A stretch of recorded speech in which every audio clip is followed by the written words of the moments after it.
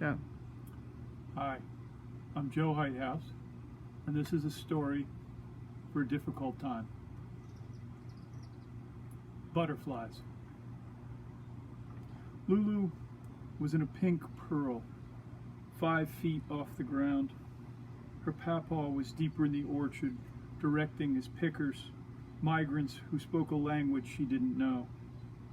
They were working a long line of honeycrisp, but Lulu was in a special part of the orchard, with the name she'd sing, Red Love, Lady Alice, Beauty of Bath. A boy, a child like herself, climbed up an inch near her. There were other people in the orchard, families picking their own bushels. Even then she knew she didn't much like nearness, begrudged the hugs to her by her mother, her grandparents, and her distant dad.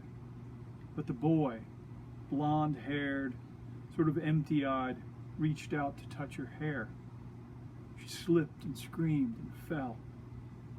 Soon the faces loomed around her like two close clouds, and she grasped for a grasp of breath. Things stopped.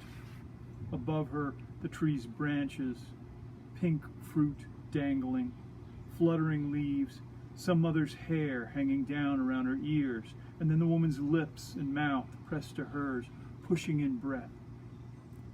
Soon she was coughing and being lifted to the bed of her papa's old Chevy, and still more people around her as it jounced to somewhere she'll never remember.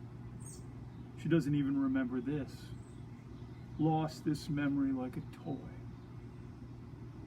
Has none of it, or only enough to get a chill she can't explain when she sees certain apples at the grocery store.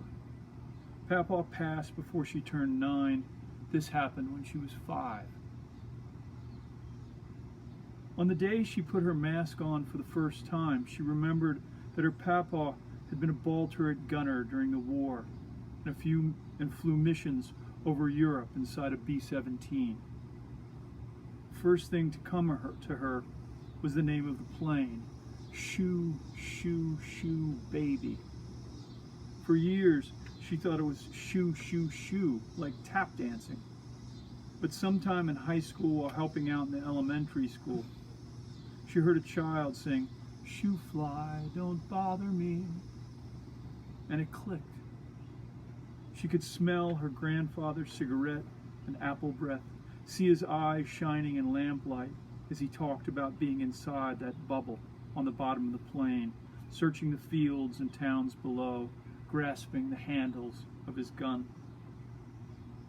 He never talked about killing, though that is surely what he did. It was a gray day, a year or so before he died. They were in the farmhouse, and Grams was in another room.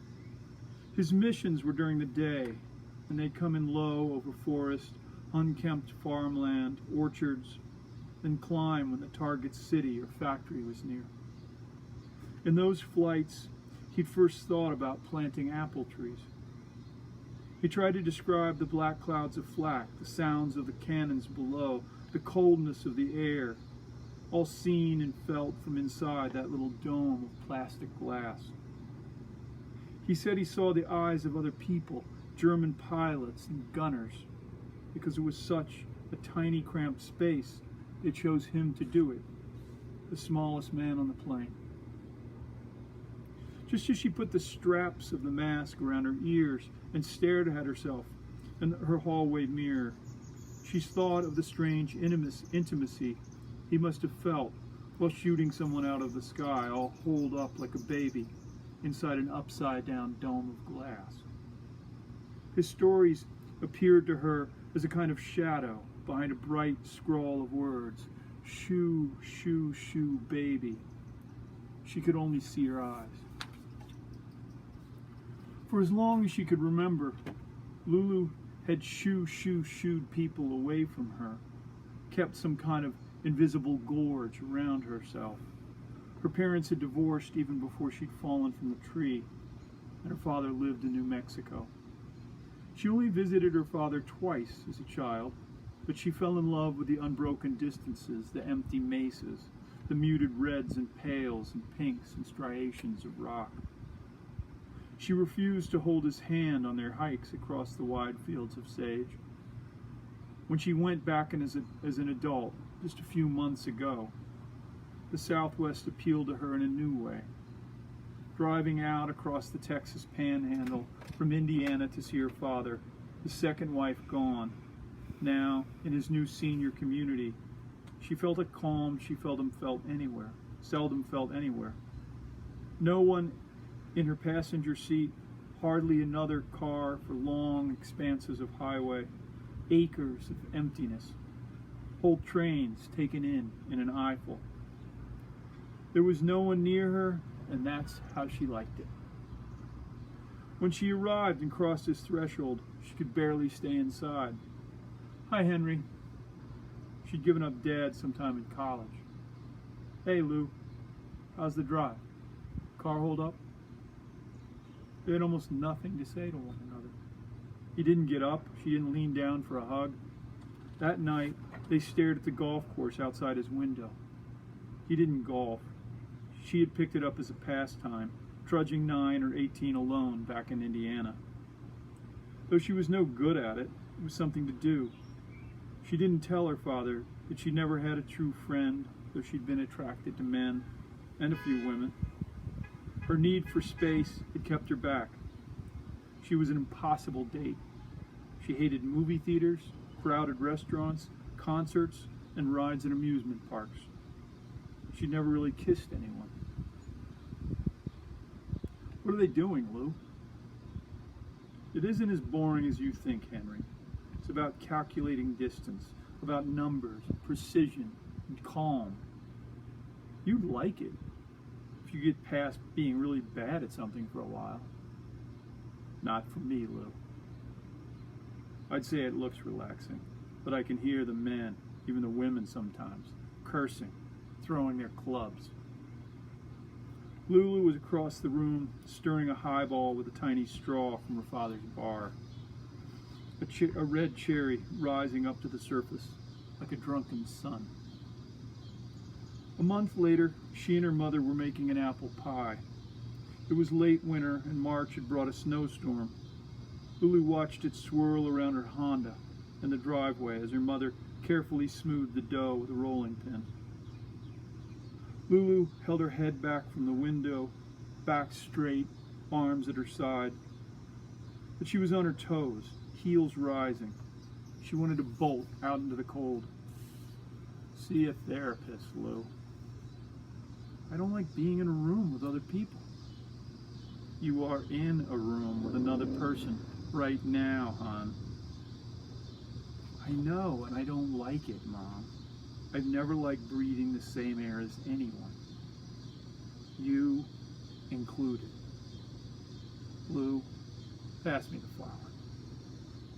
Lulu worked at the town's university library in the basement. She got the job just out of college. She repaired and restored books and called the books no one wanted to read anymore. Sometimes she'd take a lonely tome home and work her way through it. Her favorite throwaway was from 1905. The title made her laugh. Much in Little, a work intended to teach how to cure yourself of disease by the power of magnetism in such a concise manner that all can understand and apply. Now, with the quarantine, it sat on her bedside table unread, and she worked at her small kitchen table, going through the library's online catalogs and marking the books that needed removal. She had a Horseshoe Magnet on the fridge and stared at it for days before she turned it up for good luck. This was her first time leaving the house after COVID-19 hit big in late March, and everyone hunkered down. It was April, finally a warm day.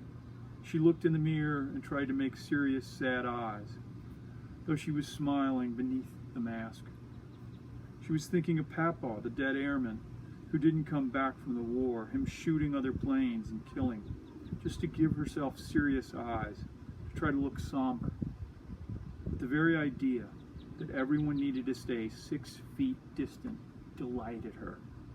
This, finally, was her moment. At the Kroger, She saw him behind the butcher case. Black mask, deep brown eyes, dark hair below a cap, a fleck of blood on his apron. Lou on the name tag. They matched. Quarter pound of Italian sausage. I'm making homemade sauce. Make sure you put in plenty of garlic. This was their first communication. She went back to produce and bought 2 more bulbs. Days later, he was shopping, she supposed, before going home from work, pushing his cart, which looked giant in front of him. He was small and slender like her grandfather. They were in the ice cream aisle. She watched him in the cold windows. Her mother had made her a butterfly mask, a giant monarch across her lips. "Heavenly hash," he said, holding up his quart. "It's like Rocky Road, has marshmallows." "Heavenly," she replied, smiling behind her mask. He had kept his distance, but for the first time in her life, even though it was now required, Lulu wanted a person right beside her. She could feel the frigid air from the door he just shut waft by her. He waved, she waved back, and turned the corner in search of toilet paper. Their first date was awkward. She asked him if he'd like to take a walk with her, and met on the corner of Washington and Wood by the Dairy Castle. Lou brought her a bag of apples, pink ladies.